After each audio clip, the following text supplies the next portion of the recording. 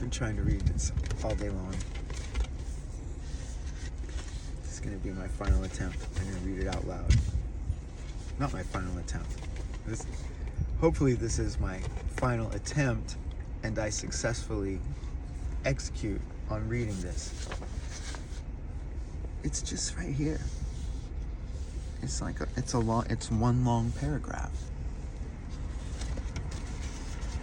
Ready?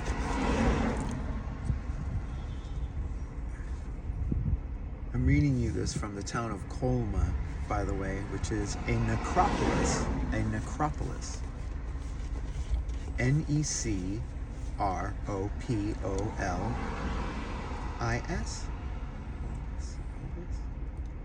I don't know. Necropolis. Which I mention that because this begins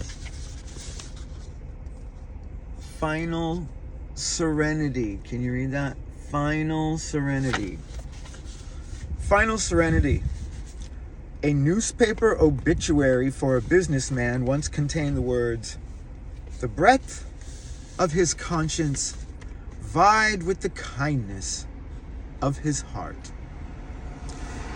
The blunder committed by the bereaved in the elevated language reserved for such purposes, the inadvertent admission that the kind-hearted deceased had lacked a conscience, expedites the funeral procession by the shortest route to the land of truth.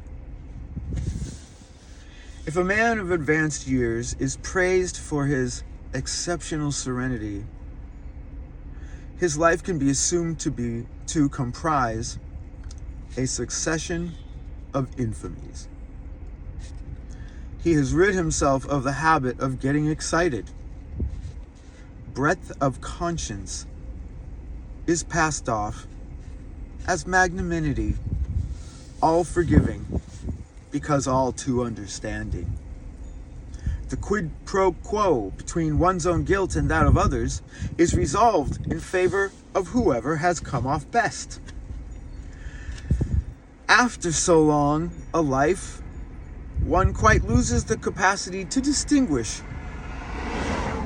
who has done what harm to whom.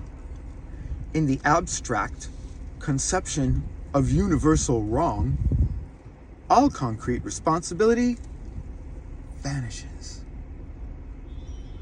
The blackguard presents himself as victim of injustice.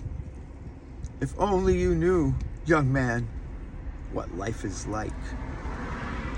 But those conspicuous midway through life, by an exceptional kindness, are usually drawing advances on such serenity. He who is not malign does not live serenely, but with a peculiarly chaste hardness and intolerance. Lacking appropriate objects, his love can scarcely express itself except by hatred for the inappropriate, in which admittedly he comes to resemble what he hates.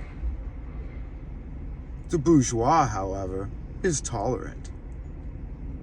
His love of people as they are stems from his hatred of what they might be.